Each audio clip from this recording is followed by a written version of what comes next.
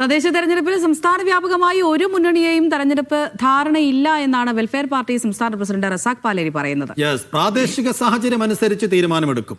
പാലക്കാട് നഗരസഭയിലെ ആദ്യഘട്ട സ്ഥാനാർത്ഥികളെ പ്രഖ്യാപിച്ച ശേഷം സംസാരിക്കുകയായിരുന്നു അദ്ദേഹം. പൂളക്കാട് വാർഡിൽ എം സുലൈമാൻ, വെണ്ണക്കര സൗത്തിൽ ഷിഫാന ടീച്ചർ, യാക്കരയിൽ ഷാഹിന ഫൈസൽ എന്നിവരാണ് മത്സരിക്കുക.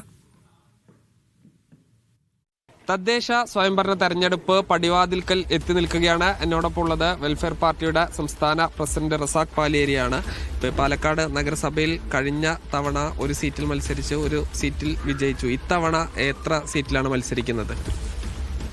തദ്ദേശ സ്വയംഭരണ സ്ഥാപനങ്ങൾക്കുള്ള തെരഞ്ഞെടുപ്പ് ഒരുക്കങ്ങളുമായി പാർട്ടി വളരെ സജീവമായി മുന്നോട്ട് പോയിക്കൊണ്ടിരിക്കുകയാണ്. പലയിടങ്ങളിലും സ്ഥാനാർത്ഥികളെ പ്രഖ്യാപിച്ചും പ്രചരണ പ്രവർത്തനങ്ങളൊക്കെ ആരംഭിക്കുകയും ചെയ്തിട്ടുണ്ട്.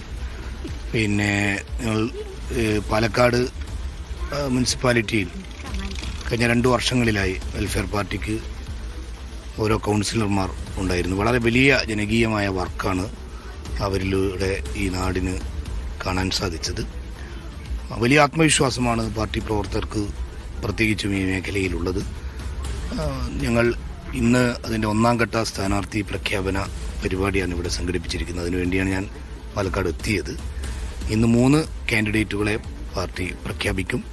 മറ്റു വാർഡുകളിലും വരും ദിവസങ്ങളിൽ പാർട്ടി സ്ഥാനാർത്ഥികളെ പ്രഖ്യാപിച്ച് വളരെ സജീവമായി മുന്നോട്ട് പോകാനാണ് തീരുമാനിച്ചിരിക്കുന്നത്. BJP ഭരിക്കുന്ന, തുടർച്ചയായി 2 തവണ ഭരിക്കുന്ന ഒരു മുനിസിപ്പാലിറ്റി കൂടിയാണ്. ഇവിടെ ഏതെങ്കിലും മുന്നണികളുമായി ഒരു അലയൻസ് ഉണ്ടോ?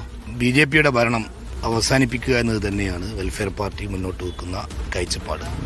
മതനിരപേക്ഷ ചേരി ശക്തിപ്പെടുക എന്ന നിലപാടാണ് തദ്ദേശ സ്വയംഭരണ സ്ഥാപനങ്ങളിലേക്കുള്ള തെരഞ്ഞെടുപ്പിലേക്ക് പാർട്ടിയുടെ നയം. അതിൻ്റെ ഭാഗമായി പ്രാദേശികമായുള്ള ധാരണകൾ, നീക്കുപോക്കുകൾ പലയിടങ്ങളിലും ഉണ്ടായി വരും.